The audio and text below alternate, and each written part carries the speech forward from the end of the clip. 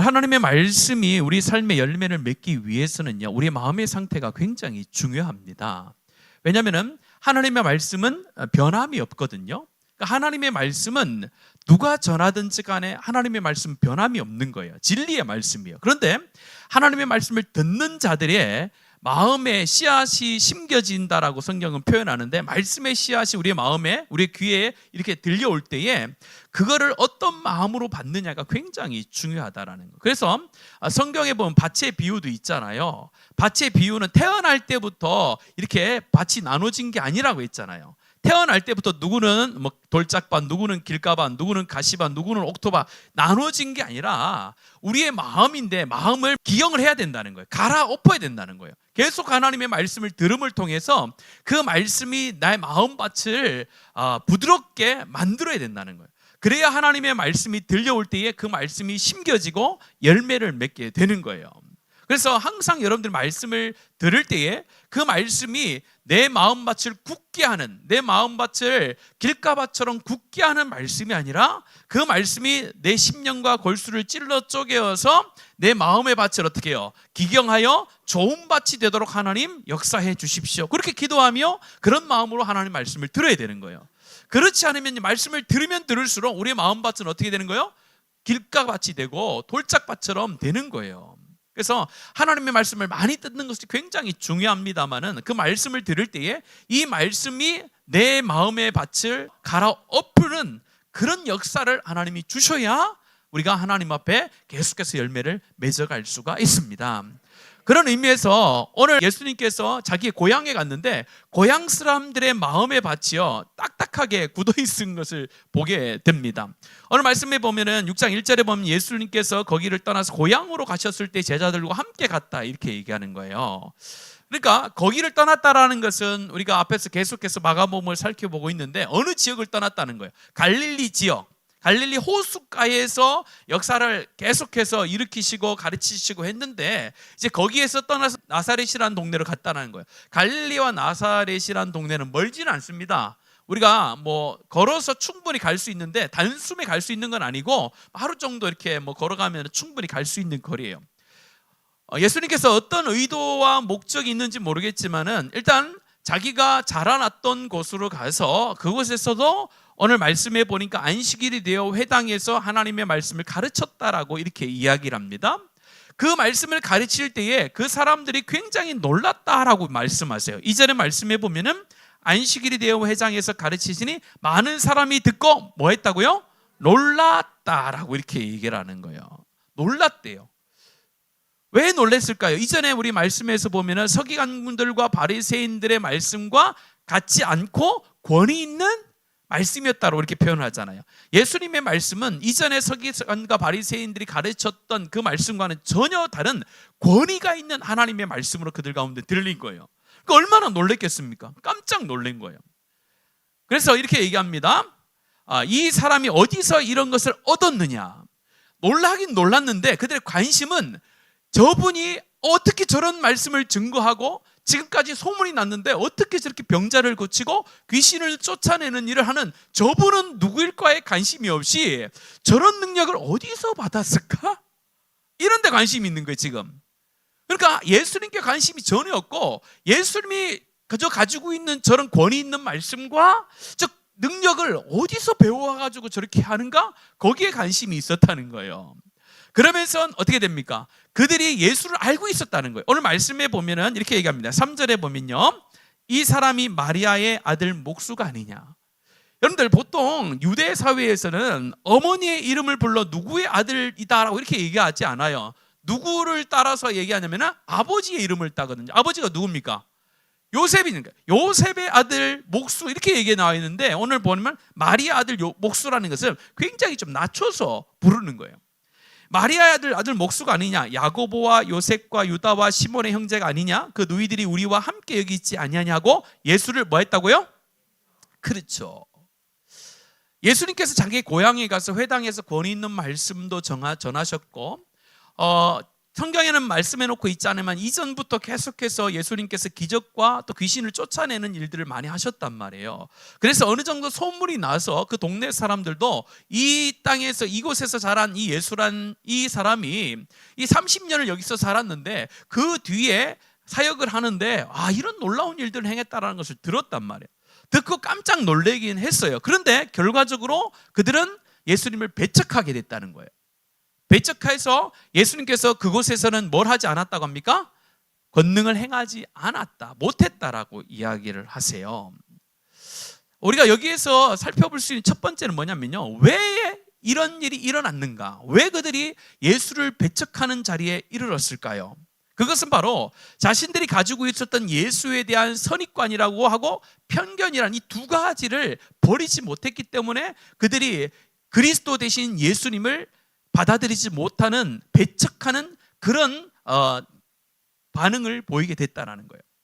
오늘 우리가 하나님을 대할 때, 예수님을 대할 때, 말씀을 대할 때에 우리가 가지고 있는 선입관과 편견으로 인해서 하나님의 역사를 제한할 때가 굉장히 많다는 거예요.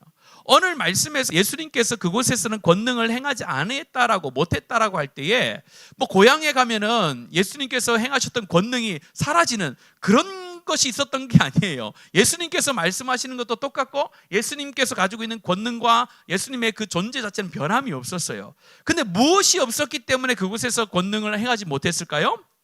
그 사람들 가운데 뭐가 없었던 거예요? 예수님을 받아들이는 믿음의 반응이 없었다는 거예요.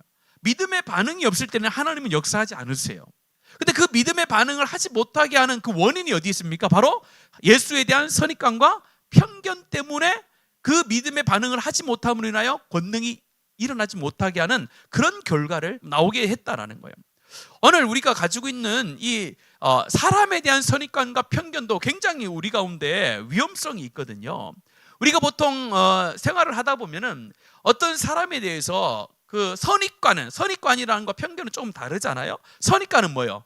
그 사람에 대해서 미리 생각하는 것을 선입관이라는 거예요. 그러니까 경험을 하지 않아도 누군가로부터 듣는 내용으로도 그 사람에 대한 선입관을 가질 수가 있어요.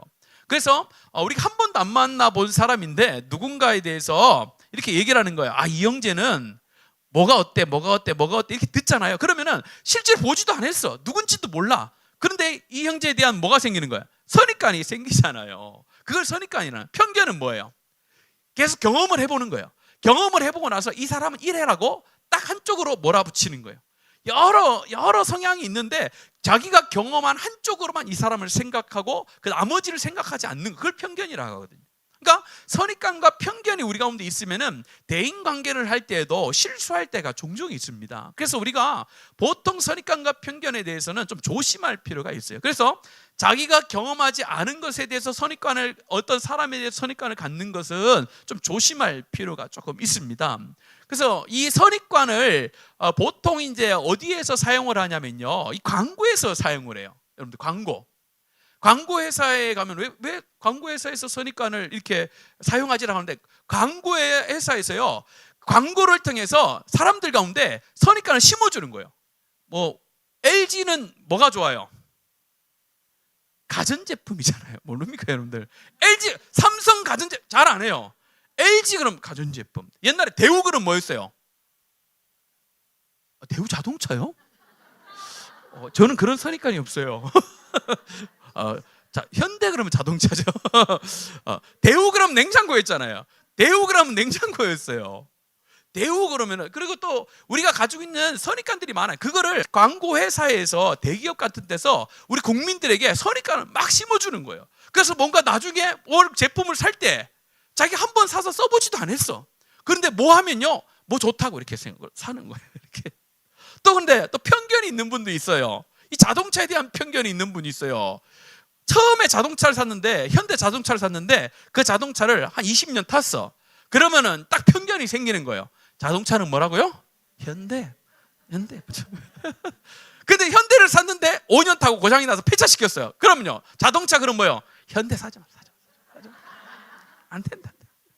그걸 편견이라고. 그러니까 우리가 인생을 살면서 선입관과 편견은 정말 조심해야 되는 거예요. 특히 뭐 물건에 대해서, 제품에 대해서 선입관을 가지고 살면 자기가 책임지니까 뭐 관계없어요. 자기가 사서 자기가 손해를 보는 거니까. 사람은 어때요? 사람은 그렇지 않다는 거예요. 사람에 대한 편견과 선입관을 가지고 있으면요, 나도 망하고 누구도 망하는 거예요. 상대방도 망하게 하고 또 주위에 있는 사람을 망하게 하는 길로 인도하는 게 돼요. 그래서 여러분들, 결코 사람에 대해서는 항상 좋은 면을 봐주는 게 필요한 거예요. 선입관을 가지고 편견을 가지고 미리 판단하는 것은 우리 인생을 살아가는데 별로 도움이 되지 않아요. 특별히 성도는 별로 도움이 안 돼요. 그래서 선입관 편견 가지고 있으면요, 우리 교회가 망해요. 왜 망하냐면요, 이런 거예요. 어떤 분이 그러더라고요. 딱 올 때 저분을 꼭 잡아야 되겠다 싶은 분들은요, 좋은 차를 타고 오고, 이게 뭐 예쁘게 또 멋있게 온 분은 잡아야 된다. 근데 어떤 분들은요, 올 때 그냥 허름하게 오신 분에서 저분은 별로 신경을 안 쓴대. 그게 어디서부터 온 거예요? 선입관에서 오는 거예요. 실제로 보면요, 옷 잘 입고 좋은 차 가지고 오신 분은요, 통장에 돈이 없어요. 그러니까 실제로 그렇다는 거예요. 그게 아니라 예를 들면 그렇다는 거예요. 근데 허름하게 오신 분들은요, 허름하게 옷을 입었는데 통장에 뭐가 많아요? 돈이 없습니다. 뭐 예를 들면 그렇다라는 거예요. 근데 우리가 선입관이 뭐예요? 이미 좋은 차를 타면은, 또 옷을 좋게 입으면은 저 사람은 부유할 것이다라는 그런 선입관이 우리 한국에는 굉장히 많아요. 그래서 집이라든지 우리가 가지고 타고 다니는 차라든지 옷이라는 게 부를 특정하는 기준이 되는 게 우리나라의 어떤 습성이거든요. 그건 안 좋은 거죠. 그거는 실속을 차리고 어떻게 보면 살아야 되는데, 너무 겉으로 보이는 것이 그 사람을 평가하는 기준이 돼요. 그 선입관을 갖게 하는 거죠. 그런데 이건 우리가 살아가는 일상의 삶도 그런데 영적인 것도 있다라는 거예요. 영적인 것도 우리가 하나님에 대해서 선입관을 가지고 있는 걸 가지고 신앙생활하는 경우 굉장히 많습니다. 또 한쪽으로 편견을 가지고 신앙생활하는 게 정말 많아요. 없는 것 같은데 되게 많습니다. 그래서 하나님께서는 우리가 정의할 수 없는 분이에요. 우리의 생각과 우리의 능력을 뛰어넘는 분인데, 우리가 이미 하나님을 제한을 시켜버릴 때가 너무 많아요.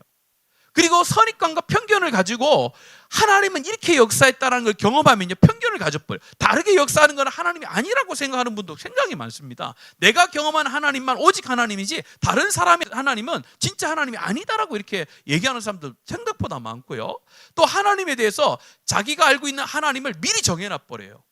그래서 그 하나님이 아닌 다른 하나님이 역사하면 그 하나님의 역사를 받아들이지 못하는 경우도 굉장히 많습니다. 오늘 우리가 이 금요일 날 와서 기도할 때는요, 우리가 가지고 있는 하나님을 제한시키는 그 어떤 선입관과 편견이 없기를 소원합니다. 그래서 우리가 하나님 앞에 올 때는요, 하나님은 무한하신 분이에요. 우린 유한한 존재이기 때문에 하나님에 대해서 어떤 그 편견과 어떤 선입관도 가져서는 안 돼요. 하나님의 역사 가운데 우리의 마음을 열어놔야 된다는 거예요. 오늘 왜 예수님께서는 고향으로 가셨을까요? 고향에 가셔서도 자유를 선포하기 위해서 가셨겠죠. 예수님의 사역의 목적은 오직 복음의 선포와 복음을 통한 자유의 선포잖아요. 그걸 갔는데 오늘 여기에서는 그 자유의 선포를 하지 못하는 거예요. 왜요? 그들이 예수 그리스도에 대한 이 인간 예수에 대한 편견을 딱 가지고 그걸 벗어나지 못하기 때문에, 그것을 벗어나기 전까지는 하나님 예수님께서 역사하지 않았던 거예요. 나중에는 어떻게 됩니까? 그들이 예수님이 부활한 이후에는요, 그 선입관이 완전히 깨지죠. 가지고 있었던 것. 인간의 예수와 그리스도 예수가 완전히 구별되는 거죠, 이제. 그래서 그들이 예수님을 믿게 되고 그리스도의 제자로 살게 되잖아요.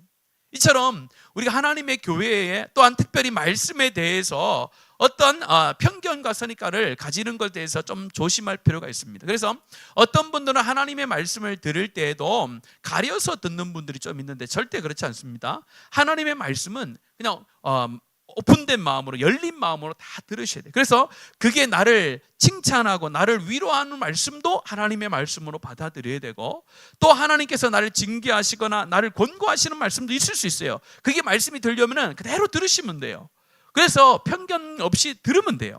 그러면 하나님의 역사가 일어나요. 그래서 여러분들, 하나님에 대해서 생각할 때는 내가 그려놓은 하나님이 아니라 하나님 자체에 우리의 관심과 우리의 시선을 맞춰야 되지, 내가 만들어 놓은 하나님을 만들기 시작하면은 그 만들어 놓은 하나님이 나중에 우상이 되어지고 그 우상이 나를 우상화시켜서 내가 타락하는 길로 가버리게 되는 거예요. 그래서 성경에서는요, 내가 라는 말을 자꾸 하지 말아야 돼요.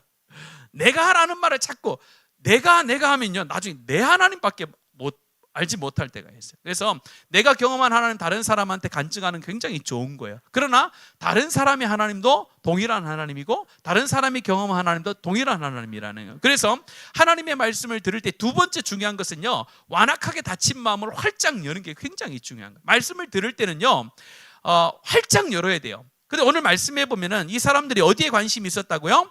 도대체 예수가 어떻게 이런 능력을 얻게 됐을까? 누구로부터 이런 능력을 받았을까에 관심이 있지 어디에 관심이 없어요? 말씀 자체에 관심이 없잖아요. 이것은 뭐냐면요, 그들의 마음속에 예수님에 대한 열린 마음에 한 조각도 없이 완전히 꽉 닫혀있는 마음으로 가득 차 있었던 거예요.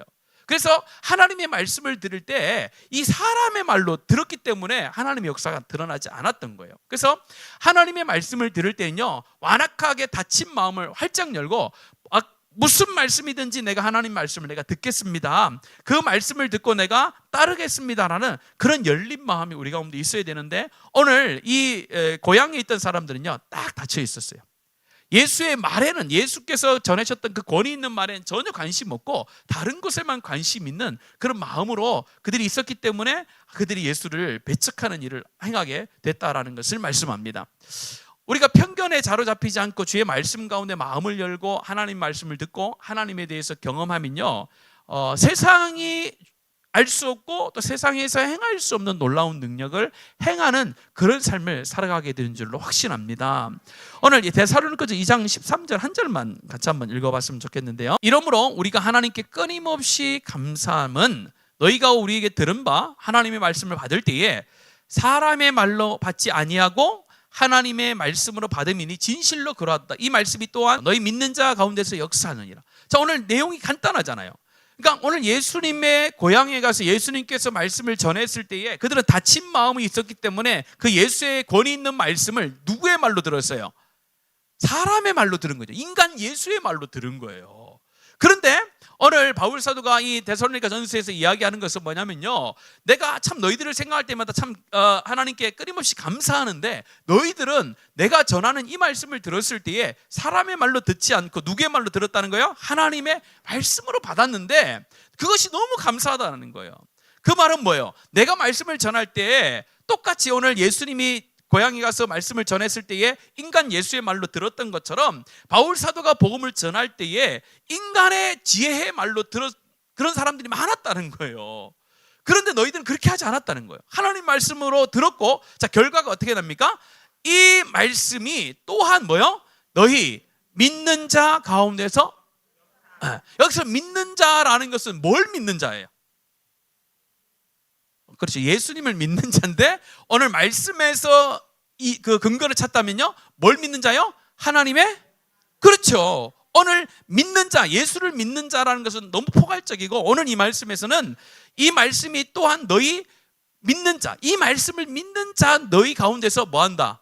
역사한다라는 거예요. 그러니까 하나님에 대해서 선입관과 편견을 버리고 말씀에 대해 집중하고 말씀을 인간의 말로 듣지 않고 하나님의 말씀으로 듣는 자는, 그리고 또 믿는 자는요, 그 말씀이 우리 안에서 뭐 한다고요? 역사한다라는 거예요. 굉장히 중요한 거, 이게 말씀을 살아있는 줄로 믿습니다. 성경에 보면요, 말씀으로 모든 역사가 이루어졌어요. 천지를 창조할 때도 뭘로 역사하셨습니까? 말씀으로. 여러분, 저는 성경 읽을 때 거기에서 깜짝 놀랐어요. 왜 놀랍니까?